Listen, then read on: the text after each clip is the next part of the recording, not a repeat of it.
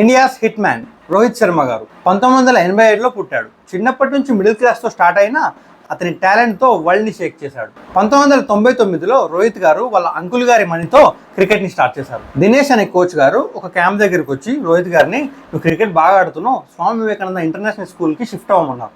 అప్పుడు రోహిత్ గారు, నేను ఎఫోర్డ్ చేయలేను సార్ అన్నారు. కానీ కోచ్ గారు, నేను స్కాలర్షిప్ సెట్ చేస్తా అన్నారు. అసలు ఆ ఇంటర్నేషనల్ స్కూల్లో ఎందుకు జాయిన్ అవ్వమన్నారంటే అక్కడ క్రికెట్ ఫెసిలిటీస్ చాలా బాగుంటాయి రోహిత్ గారి పాత స్కూల్ కంటే. అక్కడ స్టార్ట్ అయిన హిట్ మ్యాన్ ఇంకా ఎక్కడ ఆగింది లేదు. 2007లో డెబ్యూట్ చేశాడు. కానీ అసలైన గేమ్ చేంజింగ్ మూమెంట్ ఓడిఐలో వచ్చింది. 264 రన్స్ కొట్టి వరల్డ్ రికార్డ్ క్రియేట్ చేశాడు. కెప్టెన్ గా ఉంటూ T20 వరల్డ్ కప్ ని 2024లో గెలిపించాడు.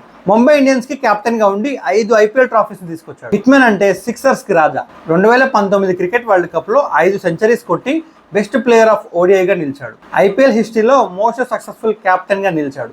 అర్జున అవార్డ్స్ ని, ఖేల్ ధ్యాన్ చంద్ అవార్డ్స్ ని గెలుచుకున్నాడు. మొత్తం క్రికెట్ చరిత్రలో 918 సిక్సర్స్ ని కొట్టి హిట్ మ్యాన్ గా నిలిచాడు. 2500 కంటే ఎక్కువ ఫోర్స్ ని కొట్టి మోస్ట్ సెలబ్రేటెడ్ క్రికెటర్స్ లో ఒకరిగా నిలిచాడు.